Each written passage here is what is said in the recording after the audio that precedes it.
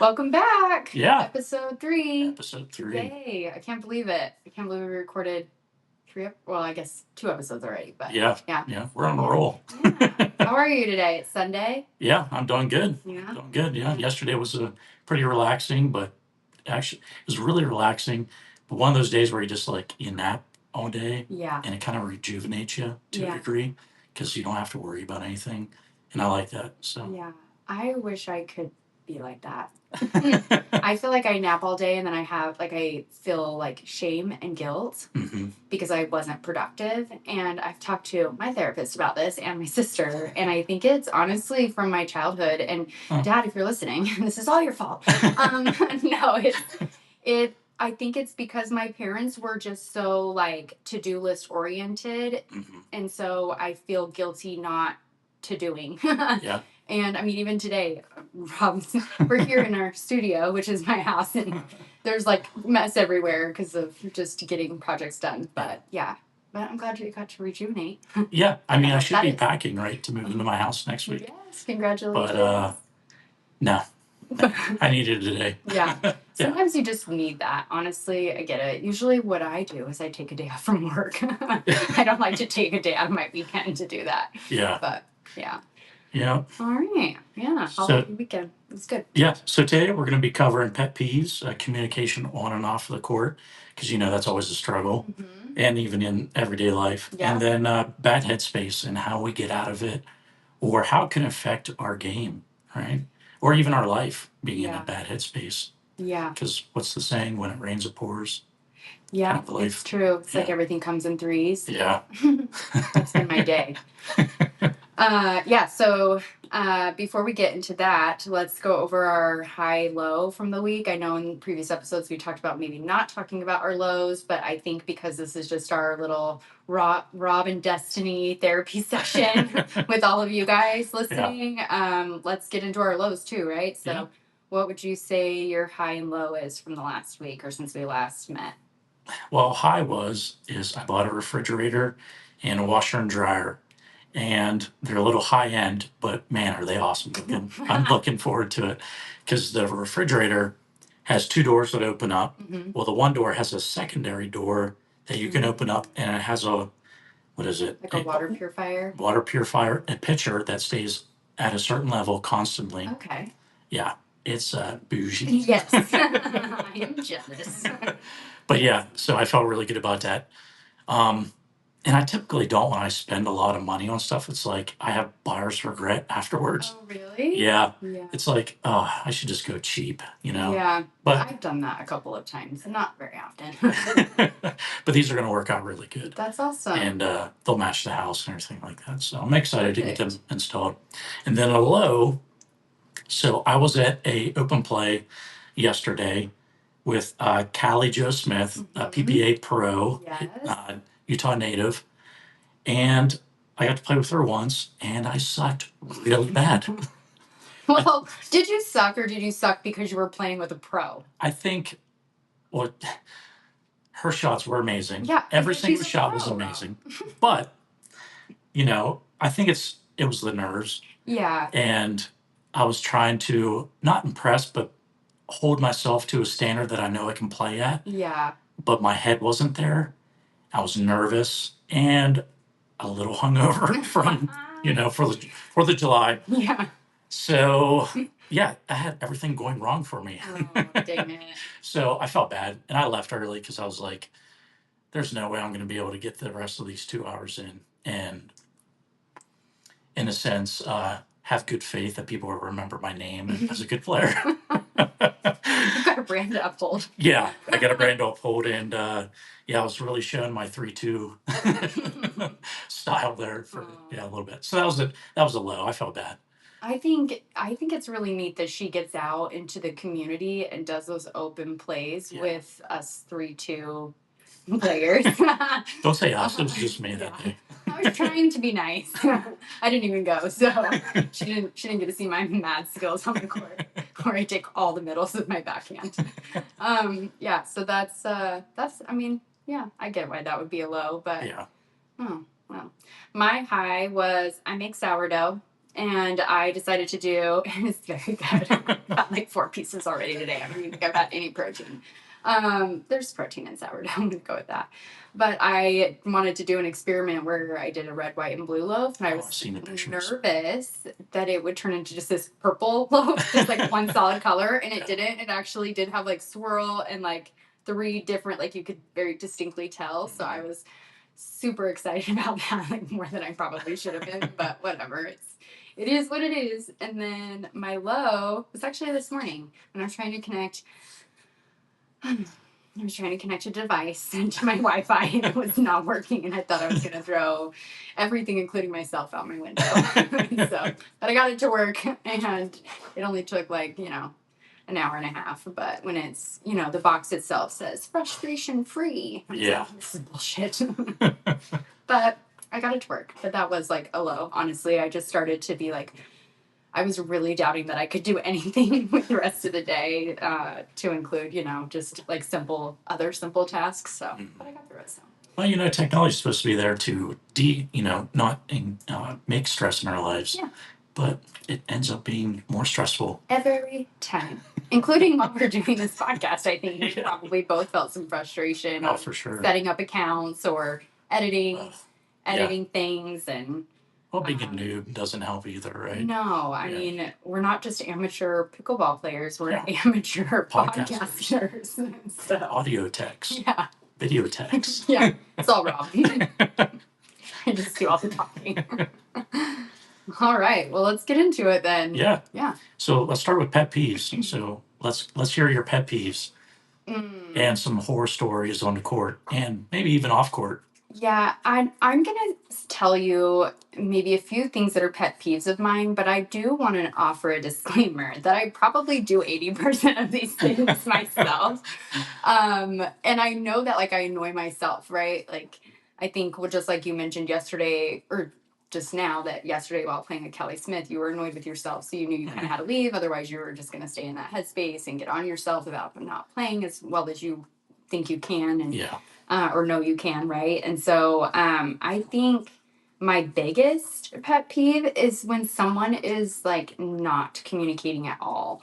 And where they're like saying good shot or good job or like you effing suck, like I wish I was on a different court. Like just I've played with people who are just like very silent, very monotone, and that's not typically happening. Like, I mean, I'm very talky, right? And very social, and usually I'm like the which is probably somebody's pet peeve. It's like, oh, great shot, and then I want to tap paddles after every single shot, and not everybody is like that. So, but the person that doesn't speak up about anything, I cannot. I struggle with that. I struggle with.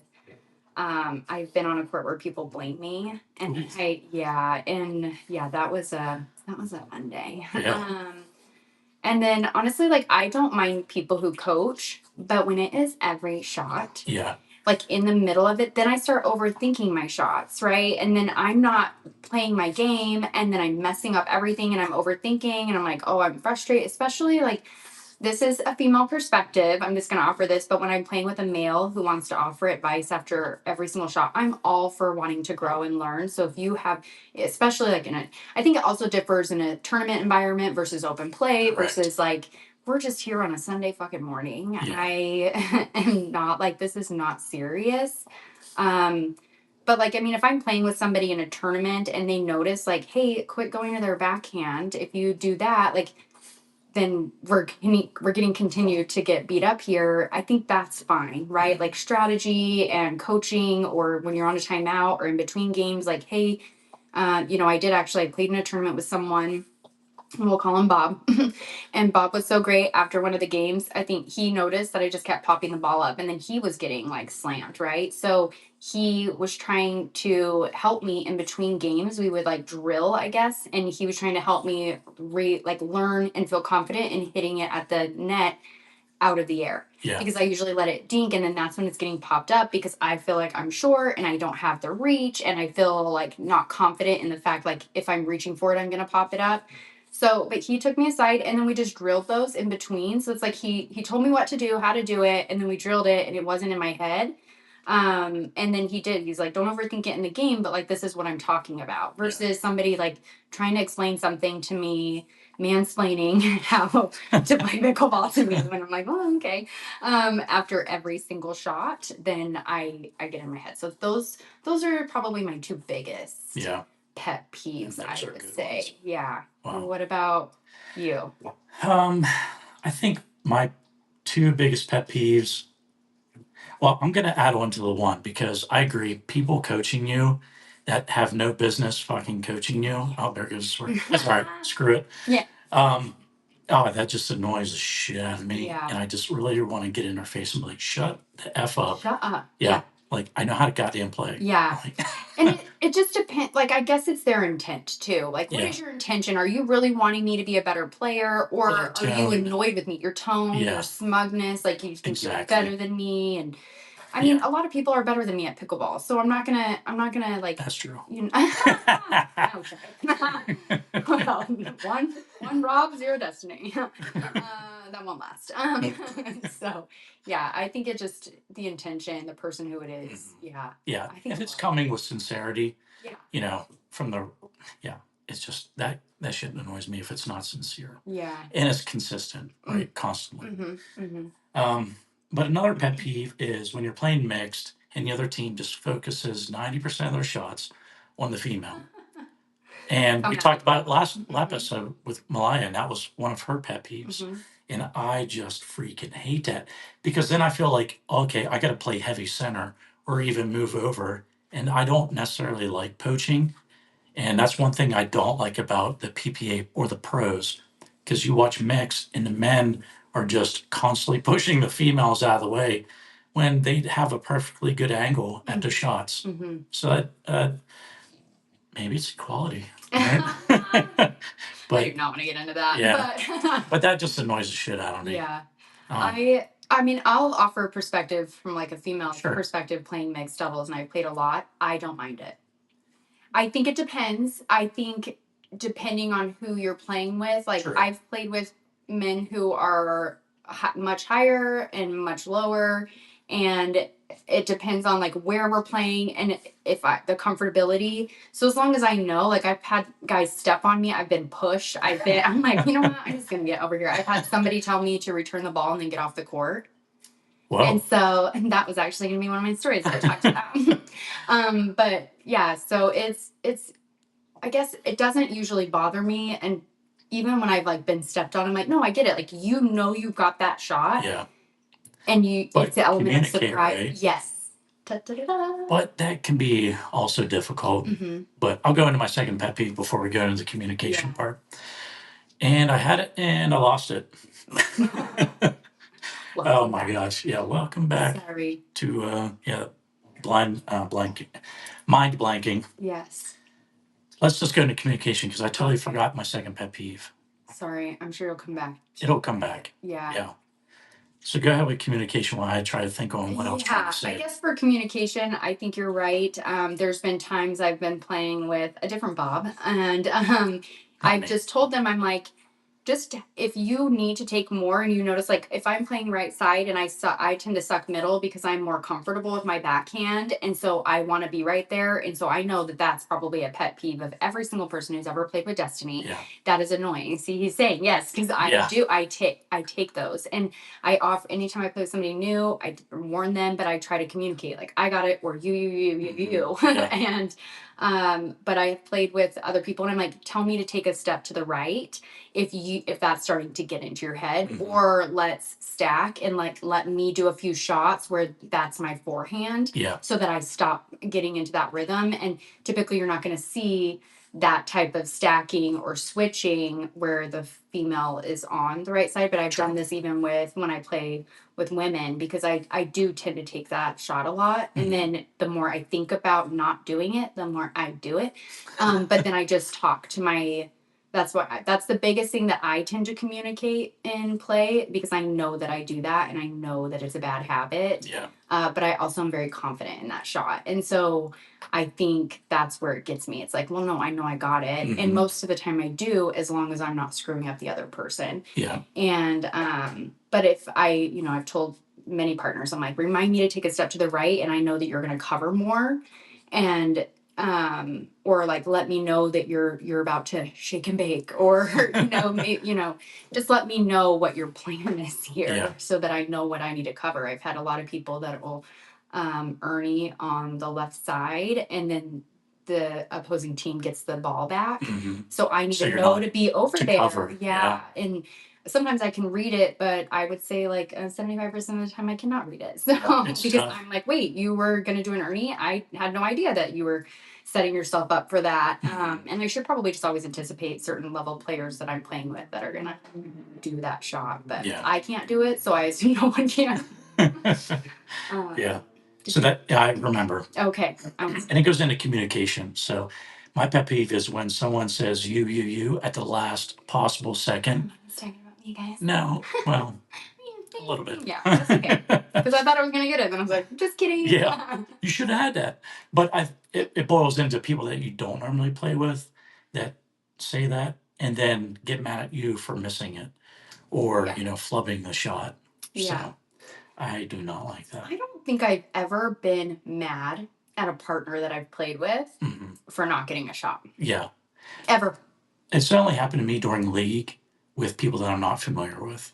Yeah. So, yeah, it's not very much, but You're it not does mad happen. at them. No. I'm not mad. They've got mad at They've you. got mad at me. Yeah. Or you Or feel they that they are, right? Because they're not communicating, or they're correct. They not. don't say anything. Yes, They're like, "Oh, yep. my bad." They just walk forward or whatever. Yeah, the eye roll. So maybe it's a miscommunication, but it's also their body language Yes. and persona that they're, It's portraying. Yes, it's So. hard, and I'm like, we're here at a league, Yeah. guys. We're literally paying to be here, so why the hell are you in such a bad mood?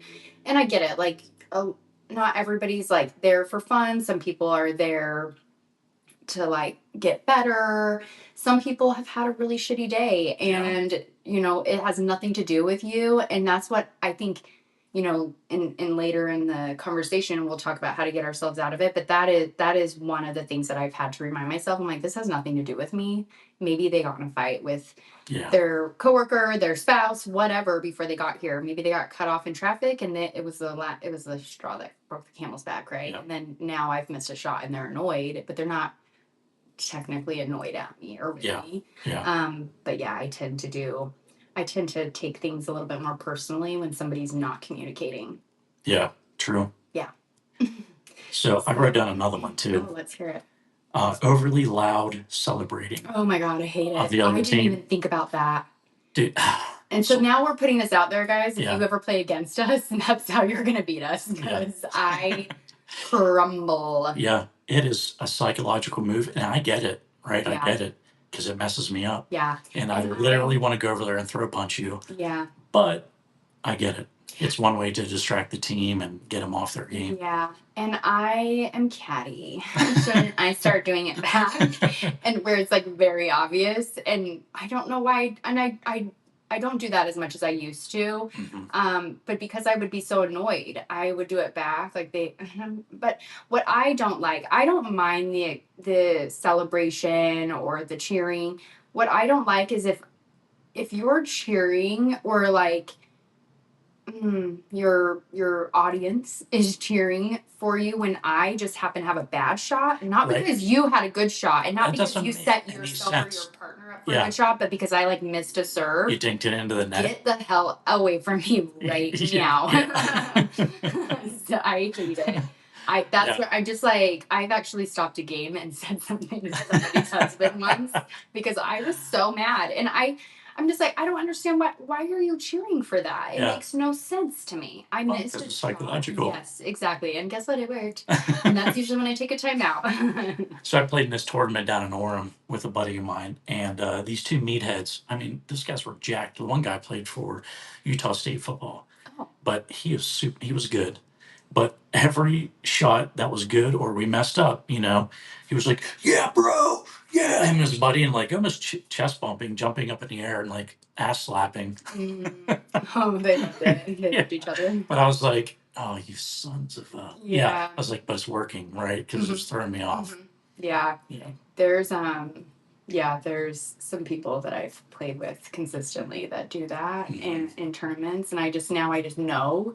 So when I know that and I expect it from them, and I like this person a lot. So then that kind of helps too, right? Like when you like the person and you know them, I'm just like, well, I know that they're gonna come to the tournament with that energy, and I just need to like know that. And so I put myself in a different headspace than if I was to show up in Orem at a tournament where you don't know these guys and they're doing that. I would be annoyed. Yeah. And then especially if you're down, right? Like then that's just it's crappy too. Oh, yeah.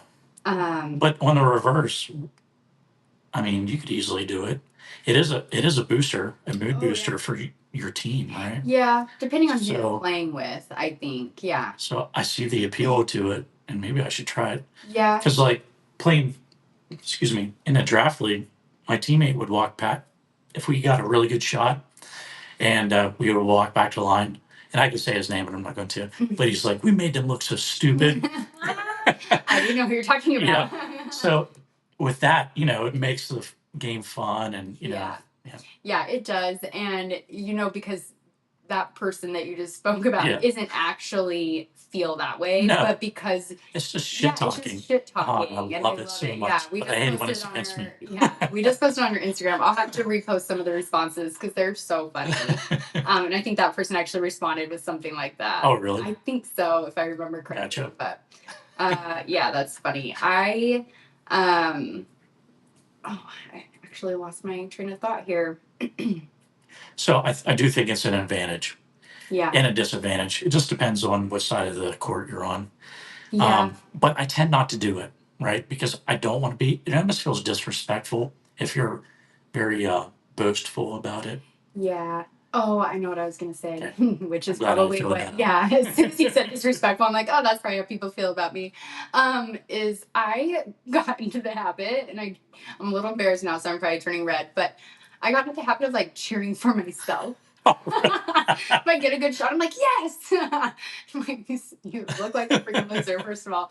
Or I'm like, it wouldn't be as bad if you were like, yeah. Yeah. Or usually I like, speaking of shit talking, I will tell the other team, I'm like, good shot, Destiny. And then they're like, oh, okay, yeah, that's a good shot. I'm like, see, I haven't done that in tournaments, especially again. I probably have with people I know and play with regularly. Yeah. And that's actually maybe a topic that we'll have to talk about is like, the tournament nerves I know we want to talk about, but playing against people versus you don't know. But yeah, actually, I think that reminds me of something, and this goes into a pet peeve outside of the court, is when I hold a door for someone and they don't say shit. Oh my God. I do every once in a while. I'll be like, oh, thank you. Or you're welcome, in a smarmy way. Yeah, I do that every time. It's like, who in the F do you think you are? I was being nice. Just be courteous. Yes, just say thank you. It's not hard. And but then I have to like take a step back because I'm sure there's been once or twice that I've done that, right? Yeah. I'm like preoccupied or probably on my phone. I'm talking to somebody. Maybe I'm actually on the phone. But I try to be pretty aware. Like, I know even just in the grocery store, one thing that hates me, or that I hate, that hates me, that I hate, is I cannot be on, like, I usually am like walking around like Target or something on the phone with my dad, and I will wait to check out until I'm off the phone. Because that makes sense. I actually worked at Target at like 16 at the register, and when people would come up on their phones, I thought it was so rude. Yeah. And there have been times when I haven't been able, and I'm like in a hurry, but then I'm usually like, I'll put my dad on mute, and I'm like, sorry, I am apologetic to them, and they're like, oh no, it's fine, but it's like common courtesy things. Like I don't need to be on my phone. Yeah. The distraction. Like I think we've just gotten so far away from like remembering people, and maybe that happened during COVID. I don't know. It's hard to say. I don't know. Were we holding doors open for people during COVID? Yes. Just say thank you. Yeah. And don't talk on the phone on speaker in front of a bunch of people. God. This just on the 4th actually, I was on the phone with my dad, and he wanted to FaceTime me to show me something. I don't even remember. It doesn't matter. And but I was like, hey, well, I have to hang up because I'm going to go into the store, and I do not want to be on FaceTime because I did not have my headphones, but also like, I don't want to be on FaceTime walking into the store. And he's like, well, no, I just wanted to tell you this part of the story. And I was like, I will call you back on the regular phone. I'm not going to be on FaceTime right now. It's on speaker. Yeah, so speakerphone. I've actually traveled with somebody who did that once, and we were in the airport, and I got up and moved like 10 seats away. I was like, I can't be associated with this person. Yeah. You were so disrespectful. And they watched on the plane, they were watching the show without headphones. That's extremely disrespectful. And it's already loud, so Yeah. you have that. And I had headphones, but I was so worried about what other people were thinking about him because he was with me. I had that. And it actually wasn't. It was just a friend of ours. Yeah. But I was flying to Louisiana for work, and I had my Bluetooth headphones on. Well, Bluetooth was not connected, and I had it on full blast, and it was some crazy English death metal band, and the oh my gosh, Rob. the lady came up and she tapped me on. She was like, "Sir, you need to turn that down," and I looked at her. I was like, "You can't hear it," and I was like, and I just like shrugged her off, and then she tapped me again. She's like, "No, sir, you need to turn it down." And when I took my headphones off, and I just started coming from my phone, mortified? I was instant like stress sweat, anxiety, and I was red and flushed. And then my buddy who was sitting behind me, he's just laughing. He didn't even tell you? No, he was just bawling, laughing. Oh my gosh. And then I apologized to everyone. I was like, "I'm sorry." And I was like, "I'm sure you guys don't like this type of music." And then the lady behind me, she's like, "No, I was digging it." That is funny. I've seen like a funny Instagram reel or something with somebody doing that in the library to see if anybody would say anything, but they were watching something very inappropriate. Oh. And then they were like, "We'll see if anybody says anything in the library," and people were just looking. Nobody said anything to him. And it was like a college library, right? Yeah. So, but it was just funny. The noises. Nobody said anything. I've been like, "Sir, your headphones are not plugged in." And second, why in the library? Well, it was depending like on what it one was. Of those stupid reels that it's like a fake setup type thing. I'm assuming, you know what I mean? Yeah, like he wasn't actually doing. Someone was videotaping him doing it because doing that to see if anybody would say anything. Yeah. He wasn't. I don't think actually watching porn in the library. Oh, that's what he was watching. I totally thought something. Oh yeah, sure. Sorry. That's funny. Yeah. All right. So I do have a cringy story of playing with someone. I played in a tournament in Vegas, and I was actually working the tournament, and somebody came up to the desk and said that they needed a partner because their partner was leaving and they still wanted to play mixed doubles. And so actually the girl came up and said, "Is there anybody that could play with him? Because I didn't realize the tournament was going to go so long and have a fight to catch. And now he doesn't have a partner." And so we asked like the skill level, and there was plenty of us to work it. And I was like, "Well, I'll play with him." Mm-hmm. Famous last words. So I go to warm up. We did not have much warm up time. It was also probably like 25. I don't know how windy it was. It was windy enough to where it was hard to play pickleball that day. And we're playing 3-5. So this was like 3 years ago. And we're playing 3-5. And it was super windy. And I've never played with him, didn't know him. He was so rude the whole time. And we were drawing a crowd watching. Wow. Yes. And so after the first match, he said, "If you're going to play like that, this is going to be an early day." Shit. And I was like, "Well, I didn't really get a chance to warm up, and that's really not a good mindset to have. Otherwise, we will be done early." Yeah. And so he's like, "Yeah, you're right." So he changed his attitude for a minute. In the next game we won, it was good. And then every game after that just got a little worse and a little worse. And I mean, at the point where at one point I was crying. So he was so rude. And he had said at one point that's the gentleman that said, I don't even know why I call him that. He was a fucking asshole. This is the guy that said, "Just return the ball and get off the court." Jesus. So I did. I returned the ball and then I got off the court. And then I got in trouble for that. I guess I don't think that's literally what he meant, but I was like, "I don't know, you said to return the ball and then get off the court." So I just did. And he was mad. But it was, I mean, granted, he had a really good drive, and I think that is what helped us in the win. Mm-hmm. I didn't. I rarely play outdoors because we have so many local indoor facilities. So even at that time, it wasn't like always super windy here. If it was windy, I wasn't playing, Yeah. and so I just wasn't accustomed to it. And then I'm playing with this person who was a jerk, and we wound up actually taking third. And then at the end of the day, he says, "Can I get your number? Maybe we can do this again." I said, "I'm never ever playing with you again." Yeah. And he's like, "Oh," at the end, he said, "Can you send me the pictures?" I sent them to somebody else to send to him because I did not want him having my contact information. But I just could not believe how rude he was. And that's what I told him. I said, if it wasn't for my competitiveness, I would leave right now. Mm-hmm. But also I was working the tournament, so I didn't feel like I could even really like be stick up for myself, be a strong, like, you know what I mean? So I kind of just took it, but I had to like reset my mind. But I was also so embarrassed because other people were witnessing this. And it's funny because there were these two guys that were watching, and at the end, they came up and talked to me.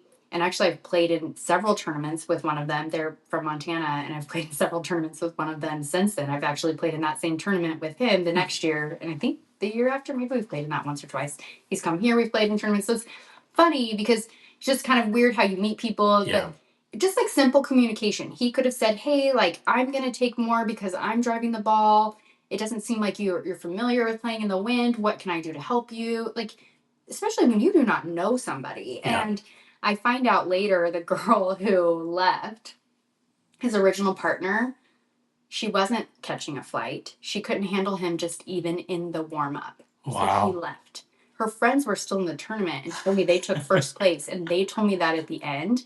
And then I got 2 messages on Facebook, like a couple months later, from 2 different women who asked me to submit a complaint to US Pickleball Association.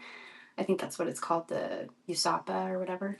On him because they had submitted complaints. So I didn't, but somebody did from there, called and asked if I could tell my story to her. And then they withdrew he wasn't allowed to play in sanctioned tournaments for a year. Wow. Because this wasn't the first female that he was like this with. In fact, I think the tournament the week before, he had, I think in the middle of the tournament, a woman left. And that was in California. Wow. Yeah. Crazy. What a douche. Yeah, but I think in order to continue playing, I just had to like continue telling myself like, this isn't me, whatever. Like, I just couldn't overthink what he was saying about my play because we'd come out winning and he'd be like, "Well, we won that game because of me," and I'm like, "Well, okay, maybe we did." Like, I couldn't like be like, "Oh yeah, Destiny, you suck." Like, I wasn't about to get on myself for that because I knew that this wasn't a defining tournament for me, and it just was a really interesting. Yeah, to say the least. Yeah, Holy crap. yeah, that was a wild story. I've never had anything like that. I haven't since, and I hadn't until then. Yeah. Nothing like that. This particular person had some issues. I mean, I'll just say he was in Vegas for his girlfriend's birthday and played in this tournament all 3 days. So she's a lucky woman. I'm just saying. Yeah. If that was me, I don't know.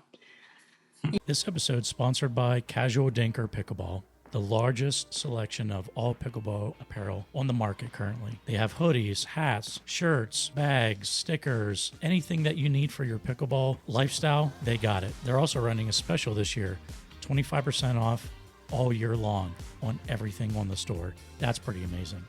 So visit Casual Dinker at casualdinkerpickleball.com. Also follow them on Instagram and Facebook. Yeah. So that's my cringe story. Was yours the one from Orem just recently, or Yeah. I mean, we did well, but we lost prior to going into finals. So the last game prior to going into finals. But I thought we did good. Oh yeah, you did. Right before finals. Yeah. Mm-hmm. Was it a round robin? It was. And then into like a bracket. Mm-hmm. Okay. Yeah. How many teams were there? Oh boy.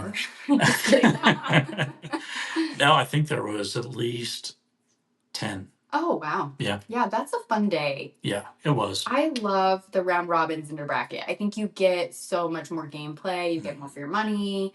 Just like a 2 and out. That's why it is hard for me to play PPA tournaments because you pay so much money and then it's 2 and out. And I mean, the argument could be, well, don't lose in 2 games. Okay, well, shut up. Yeah. Everyone has a bad game. Yeah, not everybody's a winner, okay? Yeah.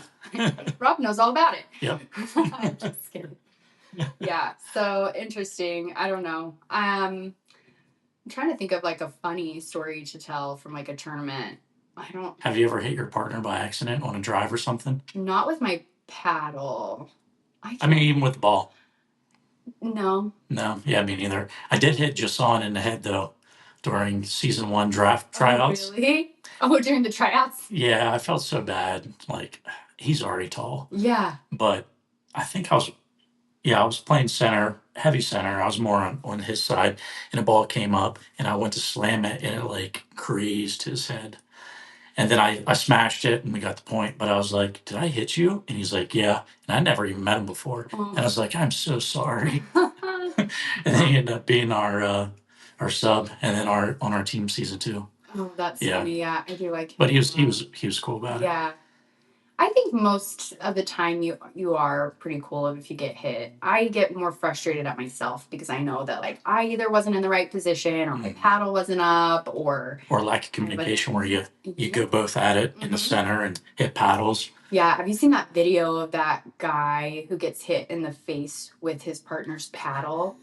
I don't like videos like that. Like I've had to tell some people to not send It like flies stuff. out of his hand and Yes, cuts over and yes. smacks the guy right in the And face. it does say that he was fine. Yeah. But I have a hard time watching any sort of video where people get hurt, Mhm. and I do not. I remember there was a tournament I played in Ogden, and I hit a girl in the face and I almost started crying, and it was probably, I think it was like my first 3-5 tournament, so I was already nervous playing against all these girls that were just so much better, Yeah. in my eyes, right? And I felt so bad, and then I know she was upset, but she was probably upset. I mean, it was super windy that day. It's funny how these were both windy days, but it was like I feel like they should have called this tournament. Yeah. There were like branches flying onto the court. This was a crazy day, and I don't even know if this girl even remembers it, but I am friends with her now, and I know I was sick to my stomach, almost started crying because I don't ever want to hurt anybody. And I know like a hit to the face. And I mean, now I've played for years and I know like I'm probably not going to start crying when I hit somebody unless it was to really, really hurt them. But I'm not hitting hard enough to ever really, really hurt anybody. So yeah, but I don't think I've ever hit my partner. Yeah, I don't think so either. Yeah. Even though if I would have played with the guy that you were talking about, I might have drove one into his back. Yeah. I and just say it was an accident. Yeah. I struggled with him. He was rough. And I don't know. I think my very first 4.0 tournament I played with a friend, it was mixed doubles, and I got hit right in the mouth, I think, like right here or something. I don't remember. And it pissed me off. Yeah. And then we came back and won. And so that person that I played in that tournament with, I might have talked about this last week now that I'm thinking about it. I never know what we talk about on camera or on here or not. But yeah, every single tournament after that for a while that we played in, he'd be like, hit her in the face the first shot. She'll play really good after that. No, I guess I'm not getting pissed off or worked up. I don't know. I don't feel like that's the case. I don't think I play any better. I think I play worse because I'm just in my head more. Have you ever hit yourself? Yeah, he knows that I have. 2 times, actually. I've done it on accident. Well, obviously, they're both accidents. I'm never just like hitting myself. It's like that one lady who just like hits herself in the face. Have you seen that video? No. Oh my God, you have to pull it up. Okay. It is horrific. I don't understand how, like she consistently. Oh yeah, like she'll hit herself like literally just. I don't know why it breathes like that, but like it is like. Yeah. Wait, like after missing a shot, she's like I've only punishing herself in a because sense. I honestly do not like watching stuff like that, so I can't like go back and be like, let me look at every single time she's hit herself in the face. I don't. Jeez. Yeah. I mean, I've seen the video where the guys come in to tap their paddles and stuff to say good game, and the other guy slaps the paddle out of his hand. I think it was by accident. Yes. Almost, because he picks it up right afterwards. Yeah. But then the guy boots him in the face. I could not believe that. What pissed me off about that is none of his friends didn't do anything. If that was me, people were just like, what the hell is going on? I would have ran over there and just started pummeling his face in. Yeah, I don't know. But that's just me. Yeah, I don't know if you listen to heavy metal. And that's what heavy metal will do to you guys. No. I feel the same way I listen to Taylor Swift. Whatever. Anyways, just shake it off, Rob. That's right. Yeah, that really annoyed me because that video went viral, and I hate that people think that maybe that's like a common way that pickleball played, and it's just not. Like, most people in pickleball community are not, kicking somebody or kneeing somebody in the face. But yes, I have hit myself in the face with my paddle. One time I was like fanning myself because it was so hot, and it I had like a weird like line bruise all on my chin. It was so weird, and my chin was so sore for like a week and a half.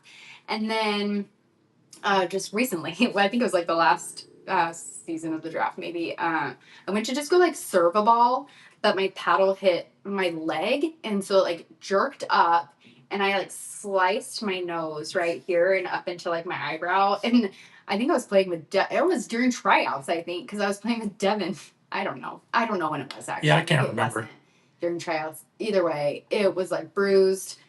Was bleeding. He's like, you're bleeding. And I was like, I thought I might be. And I was like, from my eye? And he's like, no, from... And I was like, well, my eye hurts worse. So, yeah, that was, just 2 times. Actually, no, I've hit myself 3 times, but the other time didn't actually make a mark. Yeah. But I thought I knocked myself out. It was actually at the Kaysville Kitchen in that Thursday night league that we were in. Oh, okay. And I had played like shit that night. And so then I almost did start crying because I'm like... I don't usually cry over... You guys, I'm not a crybaby, actually. This is so weird that I've talked about crying a couple of times. My hormones, guys. That's a whole nother episode. We're going to make Rob feel really uncomfortable. Destiny's Talk about Destiny's Hormones. Episode 4. Just kidding. Please stay tuned. I did. I was like just so frustrated with myself and not playing well. I was on a court with all men in a 4-5 league. So I was like the worst one on the court, and not my best night. And I say the worst one on the court. It was a ladder league, and it was only that I was always either on the top court or the next to the top court. Mm-hmm. So I could carry my own on that, but not this night. And then actually the next week I was on the 3rd court, and I was just pissed. I was like, I'm not gonna be back. Just kidding. I did. But I hit myself, and I was like, time out. And I went to the bathroom, and I was like, just breathe. And that's usually how I get myself. If we want to lead into the next, like, how do you get yourself out of these, like, mindsets when you're feeling negative? Like, I've done, like, box breathing, like, where you breathe in for 4 counts, you hold for 4 counts, breathe out for 4 counts, breathe in for 4 counts. So breathe in, hold, breathe out, hold. And that's like a box breath. And so Gotcha. I've done that, and that like really I feel like calms my nervous system. And so I've done that. I've taken time out. Focusing on breathing and counting, right? Mm-hmm. So your mental space. And I'll do this a lot. You'll see me, and it's just like almost like, okay, get it out. And then, or I've done like funny things where I'll just take like a little dance break really quick if I'm playing with somebody fun. Well, I'm just like, I'll do a timeout, and then we'll talk about what's going on, and then I'll just be like, okay, dance break really quick before we start playing again. And then I've done, I know I've said this to you, I've said it on the podcast, rainbows and butterflies. I think because it just makes me giggle just to even say that, because I'm not a rainbows and butterflies type of person. But I'm like, okay, rainbows and butterflies, guys. And then it winds up just kind of recentering me, I guess. I think Christy that we had on last week mentioned some really good techniques, I thought. I don't know if you remember, but she said that she just kind of goes back to the basics, and it's almost like a putting herself more present, and are my feet in the right place? Is my paddle up? Am I leaned into it? And so I thought that was a really good technique for kind of like, woosah, self-correction and focusing on that. Yeah. Yeah. No, I'd be curious to know what our listeners do. Yeah. So you'll have to, let us know. Make sure you make some comments on, obviously it's not kicking someone in the face or something like that, but how to get out of a bad headspace. Yeah. Me, it's breathing. I'll take deep breaths and then breathe out through my nose to kind of like slow my heart rate and stuff. Or I'll zone out. I've had people look at me, I think a few of the team members were like, you all right? And I'm just like, I'm trying not to be anything. I'm just zoning out and focusing on the game. I'm like emotionless, Yeah. or I'll just not be able to control it and just get completely raged Yeah. and pissed off Mm-hmm. at myself, not at Yeah. other people's mistakes. Usually it's because I know I can play better and I'm not living up to my own standards. Yeah. Yeah. That kind of goes back for me on how I feel like I'll focus on something I should not be doing and then I wind up doing it. Yeah. And so I'm like, how do I need to work on some techniques on Yeah. how I don't do that. I think just not focusing. I think that's where I go back to where people start coaching you and then I start overthinking what I'm doing when I should just be playing my game. And that's where, like, if I feel like I'm getting sucked into the other team's play, I'm like, okay, I just need to go back to playing my game because I have skills that are maybe different than theirs. Like I don't drive the ball hard, but I can sometimes reset it. Not all the time. But sometimes I can reset it or I've got my angle shots. Like I have some good skills in my little toolbox, right? That I'm just like, just do your shots or remind myself to go middle if my, if my cross court dinks are just going out. And usually my partner will tell me that. And usually so that's great communication. I've gotten that. I just got that. When was I playing the other day? Oh, just on Saturday or Friday on 4th of July, I was playing at Barnes and the partner I was playing with, I think 2 or 3 of mine in a row. The 2 or 3 that I had done kept going wide and he just reminded me like just try to go middle for a couple until you can hone that in. So just having that like I could have taken that a negative way and been like, oh, he's annoyed that I keep going for that shot. But I didn't. I took it as, yeah, you're right. I need to remember to go middle when those aren't working. And so I think that's another thing is not taking things so personally. Even when people are coaching you. And because I don't think that people's intentions are ever as bad as we think that they are, right? 100%. And I don't think anybody's like walking onto the court and they're like, I'm going to tell Rob everything he's doing wrong and how to fix it. And I'm going to get in his head. Yeah. You know? So I think that's good. I think going back to the communication, I've had a girl that I played against and I think, they took a timeout. They were really frustrated. We were up. They took a timeout. And then after that, our strategy was to go to her because I could tell she was frustrated. Yep. So then when my strategy is to do that, I remind myself because I wear my emotions on my face and on my mouth a lot. So so I try to remind myself, like, I don't want them to see that I'm frustrated. So then I think that helps because I do that, it almost seems like it keeps me from being frustrated, if that makes sense. Because I don't know how to not, like, I'm very vocal, I'm very boisterous. Like, people know when I'm pissed off, people know when I'm happy. And I think if I convince myself that it's fine and I'm not upset, then almost you can't really see it. And so that's helped me. But I know right after the game that woman had come up and said, can I ask like what your strategy was? Because obviously you guys were coming at me after, and she was the stronger player for sure. And I said, well, you were frustrated. It was very obvious. And so we definitely were going to hit 95% of the balls to you because then you just kept getting more frustrated. And so that was our strategy. And she was like, okay, that's good to know. And we're good friends. And so I was able to say that to her. And, it is what it is because you're in a tournament. But it was a good reminder for myself too. Yeah. So. Yep, same here.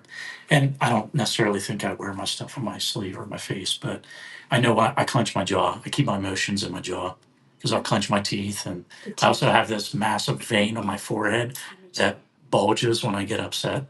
So my army used to make fun of me about that. They're like, oh, Sergeant Richie, he's upset. The vein's sticking out. Girl, there it is again. It's got a mind of its own. Yeah. I also have a vein, but it only comes out, and now I'm like, I'm just putting it out here for the world now. Everybody's going to notice it. Yeah. But I don't feel like it comes out, like, on this video. And I don't feel like I see it in the mirror. But for some fucking reason, if I take a picture, it's always in the picture. It wants to be front. Oh, there it is. Oh, now you can see it. Yeah, see it? It is. It's like maybe it's like when I'm smiling. I don't know, guys. I hate it. If I've looked into having... I've looked into so many things, like how can I fix this and it's like, then the internet is like, well, celebrities even have this. I'm like, I don't give a shit. How do I fix it? And it's like, I don't know. I've done all the things I can do and it's still there. It's angrier than ever. But yeah, communication, it bleeds into even everyday life, obviously relationships. Yeah.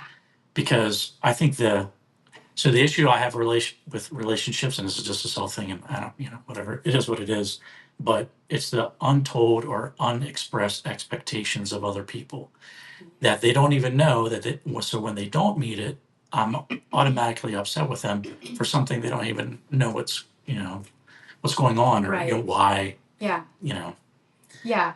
I think definitely in like, well, I mean, as a supervisor, that's a big thing, right? Mm-hmm. Like you were just mentioning your airmen. Like if your airmen don't know, they didn't come in that day and you wanted them to work on XYZ, but you didn't communicate that exactly how you wanted them to do it, or that you actually wanted them to start off their day working on that, and they don't, and then by lunchtime you're pissed off and you're yelling and you're upset that they haven't done it, and they're like, well, whoa, you didn't tell us that that's what it was. Exactly. Or in my workplace, it's maybe I'm just trying to think of like an example. We have to do a certification, and in order to get to a certain grade level, they want everybody to have that certification. Mm-hmm. And recently they were trying to say, well, you can't, we're going to start denying promotions where they're already kind of entitled to that, not entitled, they're already on a career ladder type thing. So usually it's, government talk, right? But it's usually have to spend a certain amount of time and have a certain amount of experience to get to that next level. And this certification, now they're trying to say, okay, we're not going to let you get promoted to that. Well, people's promotions were being held up and hadn't even been told that. So I think, and that wasn't really happening in our office. And so we kind of went back and kind of fixed those things and re-communicated those expectations to our team to say, hey, if you're not doing this XYZ, you're not going to be able to get promoted to the next level until you do. Yeah. And so, but yeah, I think that's a big thing. In my marriage, I think that was a big thing, right? Like, I don't know that you're mad if you don't tell me you're mad, right? So if I don't know that you want me to put the water in this bucket, if you didn't tell me that you wanted me to put the water in that bucket, I don't know. That's like a crazy thing, but I have a million examples actually, but I'm not going to dig into them. But that was a common thing in my relationship was I don't know that you're mad or that you want me to do something if you don't tell me. Mm-hmm. And then I need to know why you're mad so I know how to fix it in the future. Or same thing with me. Like, I think that's just human things. You don't want to upset the other person, so you just don't say anything. But then in essence, you can't help but be upset yourself. And so I think just realizing that sometimes you have to have those uncomfortable conversations because it's going to make your life a million times easier. Agreed. So it's really important. Communication is very important. Yep. So going into like relationships and bad headspace, obviously communication is part of that, but like, so with arguments and stuff, are you the type of person, or do you know people that they want to argue and get it over and done with? Or me personally, I would like to have an argument, break away for a little bit, let emotions calm, and then come back at it at a calmer state. Yeah. So for me, I think I've gotten that way, and I understand the importance of that, where in the past I wasn't. I was the person that I'm like, no, let's just talk through it. Because for me, especially like in a romantic relationship, a marriage, you're with somebody for a long time, I'm like, well, what's the point of this if we're not going to work through this? Yeah. And so like, what are we doing here? So that was always in my mind, but I understand not everybody communicates the same way. And some people need that pause. And I've learned that even I need that when I didn't think that I did. And so I would always want to, just solve it right then and there and not take a pause. But I think it's important to do checkbacks. So if you say, okay, we've had this discussion, we're both frustrated, we're not seeing eye to eye. Let's take a pause and let's come back to this afternoon or tomorrow. And then if, let's say it's this afternoon and you're still heated, or the person that you're having the discussion with is still heated, then it's probably still not a good idea to come back to it. But you say, okay, I need a little bit more time. So you communicate that, where I think in a relationship I was in, it wasn't that. It would almost sometimes be 2 weeks that there was no communication whatsoever. And that left me feeling anxious and, okay, well, what's happening here? And that was even worse. But, excuse me. So I think it's fine. I think it's important to take that pause and take that break so you can absorb what that other person said Yep. and really think about it, or really think on your own feelings, and then come back together. And if you're not ready to come back together on agreed upon time, then you say, "Hey, I need a few more hours," or I need the night," or "Let's talk again tomorrow." And you're not always going to see, you're not always going to have like come to the exact same agreement, but so you just have to agree to disagree sometimes, but being respectful of the Yeah. fact that like that person doesn't need to feel the same way as you. So my ex used to hate that I used Clorox wipes. Apparently it was a big joke with him and his friends at work, but Okay. so I use them because they are 99.9% disinfectants. So I use them, but apparently they would leave like smears. But he wouldn't tell me that that was frustrating him. So then he was like going back over the counter with something else, and he wouldn't ever tell me that that was frustrating him until he did, and then it was a big deal. A big deal. So, but like, just tell me that. I can easily like Windex over them or whatever, or use something different. I'm pretty easygoing in that regard. But I just think it is so funny. I'm like, just tell me. Just Just communicate. Just communicate it, or and so it's interesting, um, how much you could solve by not by just doing that. Or I mean, I think that was like that was actually a way bigger deal than what I just made it, which is really sad that you get into like, I think when you're in relationships with people, you get into these big arguments over the dumbest shit.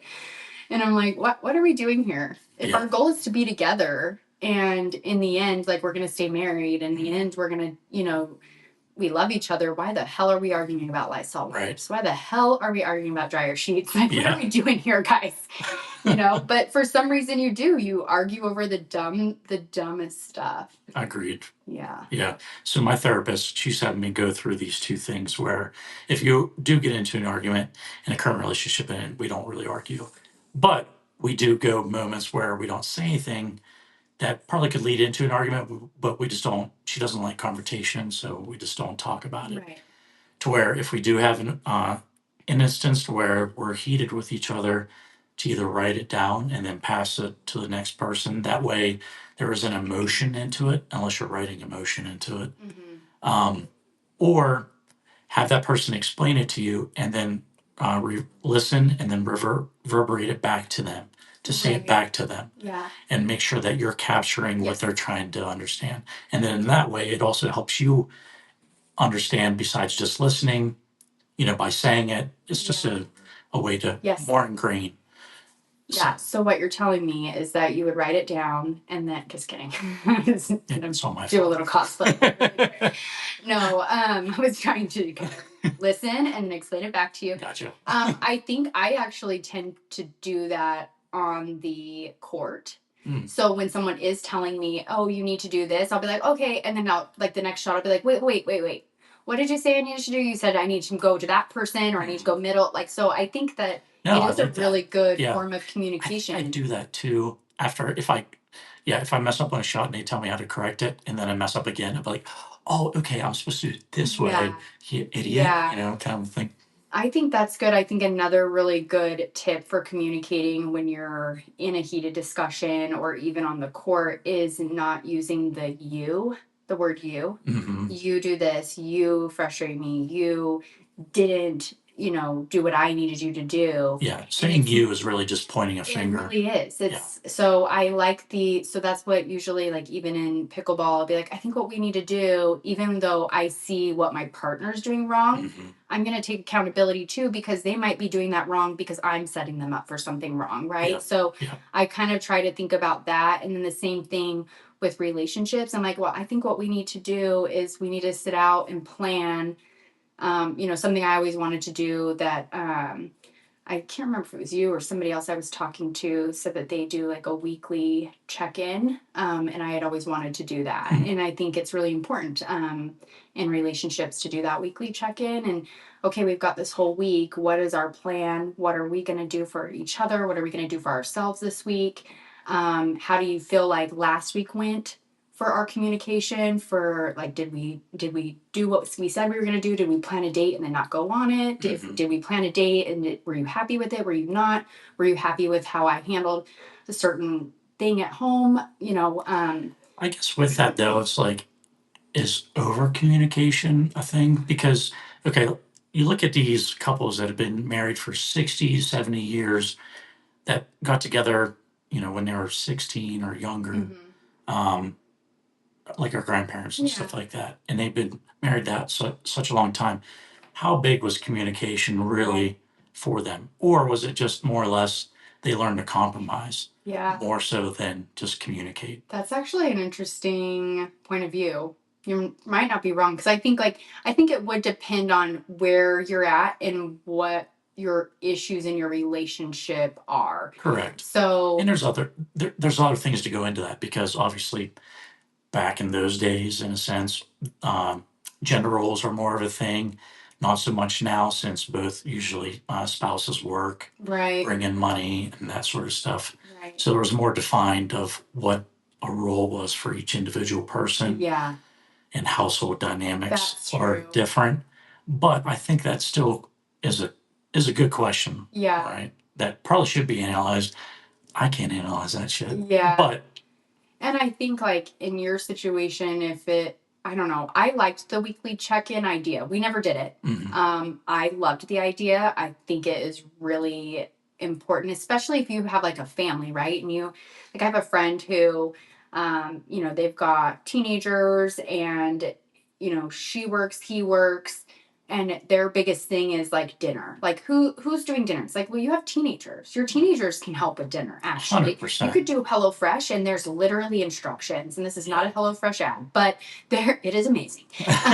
This is They have instructions. You could have your 12-year-old do that. You could have your 15-year-old do that, and everybody takes a turn. And so if you're doing that weekly check-in and you're planning and you're communicating, you're doing that with your children too, right? Like, the expectation is that this is a household and we're running it as a house. So we're doing it together. We're a team. It's not just mom and dad. It's mom. And I'm saying this, I don't even have children, but this is how I would do life, guys, if I had kids. So listen to my advice. But I do think it's important to include your children in those family weekly check-ins and things. It's okay, well, little Timmy has a soccer practice on Wednesday night at 5, so what are we going to do for dinner that night? Like, so you're just sitting there planning out so that there's no room for miscommunication on who was supposed to do dinner, why somebody didn't start it, or, I have lots of friends, I've heard these same types of arguments or discussions, or, lack of date nights or anything. Yeah. So it's like, okay, well, if at the beginning of the month you say we're going to have 2 date nights, and on your weekly planning session on Sunday afternoon you say, okay, well, this Friday let's do a date, that's my expectation. And then next week we're looking at Sunday, and, we got in a fight Wednesday, so neither of us really planned the date, right? And so I think they're helpful. But I do think that there's some value in what you said as far as like over communication, because maybe something didn't really bother somebody, but because you're doing a weekly check-in, you feel like you have to bring something up. Yeah. And it's not like, we talked highs, lows, or I don't even know if we did. Yeah, we did. Yeah. You talk highs, lows. Are you always going to have a high low? Are you always going to have a good and positive thing to bring up? But are you able to get over it? And I mean, I guess in that weekly check-in, you can say, well, something did bother me, but I'm still processing it. So I'll let you know if I need to chat with you about it. Yeah. I think that's easy enough, right? Yeah. But then sometimes if you're anxious, you could be the partner that's like, no, tell me right now. What is bothering you? And I used to be that. I used to be, well, no, I can tell something's bothering you. Tell me. And that's what I was doing wrong in the relationship, right? I wasn't giving that space to that person to really like sit with their feelings and their thoughts, and then come to me when they were ready. If they want to, too. And if they wanted to, right? Like, that's what I always say. I'm like, what somebody thinks about me is none of my business unless they tell me. Yeah. And so, I mean, if it's your spouse, I feel like it's a little bit my business. But, rainbows and butterflies, guys. That's what you should be thinking about me. Yeah, so, but I do think there's a lot of value in that. Yeah, that's actually a really good point. Because I guess for me, I've been talking for 5 minutes straight, probably. All about communication. I probably do over communicate a little bit. And I think guys in general, obviously there's those one-offs, those weirdos that love to chat constantly. No, I'm just kidding. I haven't found one of them yet, guys. Not And one. that's the only reason I brought it up, because I know myself. So like I was married, divorced, but during that marriage, I didn't like talking about my emotions because I grew up in a sense of like guys don't talk about that stuff. You just deal with it and you move on, and you know you trench through the shit, Yeah. and just make it through it somehow. Yeah. It was never explained to me how, but and that was the issue with my marriage. Obviously divorced, is we didn't talk. I didn't like to talk because also I had a hard time expressing my emotions, finding the right words, or it always came out discombobulated, and then I felt stupid for trying to explain my emotions, and Yeah. self-conscious kind of a thing. So Right. yeah, I'm getting better at it, but it's still a struggle. Yeah, I think Yeah. sometimes I think that's why it's good to take that pause too, is because when you're feeling really either hurt by your partner or, a coworker or whatever, when you're feeling these high emotions, a lot of people can't articulate what they want and what they're feeling because they haven't had that time away to actually sit on how they're feeling about Yeah. that situation. And are they actually really mad, or are you just being reactive? Yeah. So yeah, but I think if you're explaining that to somebody, especially in the beginning of maybe when you first decide to like take that next step with somebody, or even now, I don't feel like it's ever too late, right? Is to sit down and explain, like, this is how I grew up. This is how I process emotions. This is how I like to work through disagreements. This is what's ideal for me. Let's hear what's ideal for you and see if those are compatible. Because if you are someone who avoids like all conflict, anytime you're upset or mad or any sort of conversation, you don't ever want to talk about your feelings, you think you're fine, you're not going to really mesh well with somebody who needs to talk about their feelings. And Yeah. I've been in situations like that. Like, I came home every day after school. My parents were like, "How was your day?" And so I just get to rattle on about my day until one of them tells me to shut the fuck up. So, so I was in a relationship where I was never asked how my day was, or rarely, right? Like, I shouldn't say never. It was a rare thing. And so that was hurtful, but I also didn't understand it. So then I would get frustrated, but I didn't say that at the beginning, like, hey, this is something I really like, is when I come home, like, let's talk about our day and how did it go, and so we can chit chat about that, because that's what I grew up. So to me, that was like a normal thing that everybody did. But this person, that wasn't normal in their life, and they didn't grow up coming home and their families sitting down and chatting about their day. And so that didn't come natural to that person to ask, where for me, I'm like, oh, how's your day? What did you do? What did you do this weekend? Like, how was it? And so I think you have two people like that, but I think the sooner you talk about that, the better. However, when you're first dating somebody, that's not fun conversation to have. No. How do you like to deal with fighting? But it's like so important, because for anybody to think that you're going to go into a relationship and not have a fight, delusional. Agreed. Delusional. Like, it's great that, you may not like argue and get these big emotional things, but to think that you're not going to have a disagreement. Yeah. That's delusional. That's a perfect world, though, too. Going with the idea that, the potential conversation is going to happen eventually. I think in typical, those conversations happen later on in a relationship, You want to avoid that. You want to live in the rainbows and butterflies for as long as possible.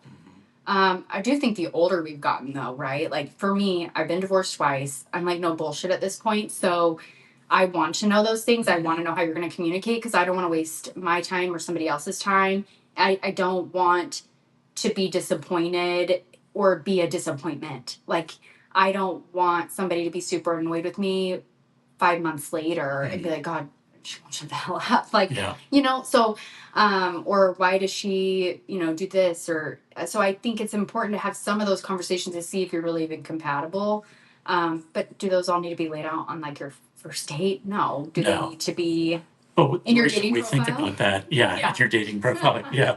I love long walks on the beach while talking about our emotions. I'm changing my profile today, guys. But I think that just comes from our young age that we currently both are at Hmm. and our experiences, right? Because our Yeah. experiences shape us. And, with age comes wisdom, Yeah. hopefully, you know. Well, yeah. And you learn what you appreciate and what, kind of you don't appreciate or doesn't really bode well for you. Yeah. And like you said, especially if someone didn't grow up with that family dynamic that had the parents that expressed their feelings and, were jovial, during dinner and things like that. So it might take longer for some people to actually get there, or they might never because they might, I don't know, deny that or don't even want to deal with it. Yeah. Or they might not even think that they need that. Yeah. Or don't like it. Like, just because I do that doesn't mean that it's the best way, right? I would like to think that, but it's not. You don't always need to. And I did get to a point in that relationship where, in order to cope, I just realized I wasn't going to get that from that partner. And I was okay with that because I had all these other outlets for emotional connection in that way. And so, like, friends or coworkers who are friends or friends who are coworkers, Yeah. or my pickleball community. Honestly, Yeah. like, bringing it back to pickleball saved me during parts of my marriage, during parts of where I was feeling very insecure. It helped me find, you know, some, I guess, people that really, like, were very interested in me and wanting to know those things and that I could lean on. And I found, like, some of my very best friends in pickleball. And I mean, I remember during my marriage when things were hard, I would play in this women's league on Tuesday nights at the shed. And there were times when I was crying at that. Like, it was just upsetting. Or there would be times and I would sit in my friend's car for an hour afterwards talking and venting, and sometimes not even about that, right? Like, about work, because that's who I could talk to. And she was a great sounding board for that. And or I call my sister, but my sister and my dad both live 2 hours, not 2 hours away. They're on the East Coast, 2 hours ahead. And so by the time I'm off of work and out of pickleball, it's already 10 or 11 o'clock at night there. So I can't always call then. And so I, found these people that I play pickleball with that really, if I'm already at pickleball, I could sit and chat with too. And the community really just did wonders for me. I feel like I found a lot of confidence in playing pickleball, and then I found a lot of support. Yeah. Same here. Yeah. It's literally saved my life, honestly. Even my dad was here last week for my birthday, and he said, you've just completely done a 180 in the last 5 years and since you played pickleball. And I know some friends in the same exact boat that I've seen, like, that I had for years before. They've started playing pickleball, and now they're really big into it. Their family's into it. And I've seen their kids completely transform, him, the wife. Like, I've seen them all just transform because they have this community, but then they also have this different level of security, I guess. It's weird. Yeah. Yeah. So you find a bunch of how was I going to say, character growth within a person that plays pickleball, because I've noticed it in some people. I've even noticed it a lot within myself. Yeah. Right? It pushes me out of my boundary and helped me, along with the community, like open up my own apparel.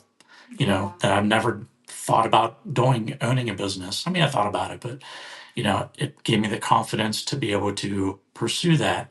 And then This podcast. Yeah. I had never in a million years thought about starting a podcast. Right. But why not? Right. Right. Why not? Now I have the confidence to pursue those things that, I never did before. Yeah. With the attitude of why not? Yeah. Who cares? Well, Just I do never it. played sports growing up. I know you played baseball. Yeah, baseball and volleyball. Yeah. Is that, like, how does that differ, I guess, in that regard? Because I never played sports, and so for me, I don't know if maybe because I've done this and I've learned this that it built my confidence in that way. But I mean, I played softball, like, young, but I wasn't good at it. Somebody made fun of my running once, and then I never played again. I was like, well, fuck that. I'll show you. I would say that volleyball and baseball helped improve my confidence in myself of my skill level when it came to sports to a degree. Because I notice even within pickleball, and I'm struggling with this right now, is I feel like I am leveling out and not being able to get better. Mm-hmm. But it also plays in because I don't practice and train. Yeah. So obviously, How are I you know gonna get why. better? Yeah. Right. How am I going to get better if I don't drill and practice Mm-hmm. and I just show up to league and just play? You know, yeah, I might get a little bit better, but yeah, it feels like I'm leveling out. Yeah. But I noticed that in baseball and volleyball too. Volleyball was a little bit different because I was in high school, and I wouldn't say I was a jock, but I was definitely more confident and arrogant as a teenager. Yeah. Yeah, because I thought I was a badass at Yeah. volleyball, and in reality, I wasn't. Like looking back. Yeah. All right. Kind of going back to this, don't be that doubles partner, Mhm. right? With all these red flags, I guess. What do you think that you're easy to play with? Do you feel like you're hard to play with? Like, I'd be curious. I feel Like, that from your perspective. yeah, I felt like I'm an easy person to play with because I try to go into, no matter what it is, if it's open play, league, or tournament, with a positive attitude. Yeah. I try to bring positivity to it by joking, playing off bad shots, unless it gets into my head and I start going down the negative path of I'm self-defeating, right? Because I want to do good for my teammate. I know I'm not playing at my level, so that's where I kind of get into my bad headspace, and sometimes I can get out of it, sometimes I can't. So, but I think I'm an easy person to play with. So when you are in that negative headspace, you mentioned earlier that you'll kind of like zone out. Does it help you to have a partner to be like, hey, like, let's snap out of it.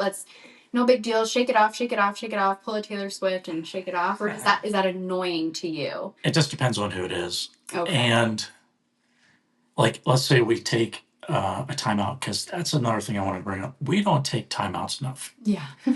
And I noticed that during season 1 and 2, and then playing tournaments, like no one freaking takes a timeout. For one, it's strategic against the other players. Yeah. But 2, it's also to get out of that bad mind space. Yeah. Or headspace. I think there's an opportunity for me to get out of that bad headspace if it's a strategic enough timeout to where I can like almost reset, take some breaths, talk out what I'm doing wrong with my partner, if I trust my partner to be honest and sincere. But if we don't take that opportunity, then it is annoying. If that person's like, hey, let's just snap out of it, it's not a big deal. Yeah. It just really depends on the person. Yeah. And like what's happening in the game, I guess. Exactly. Yeah. Interesting. What about you?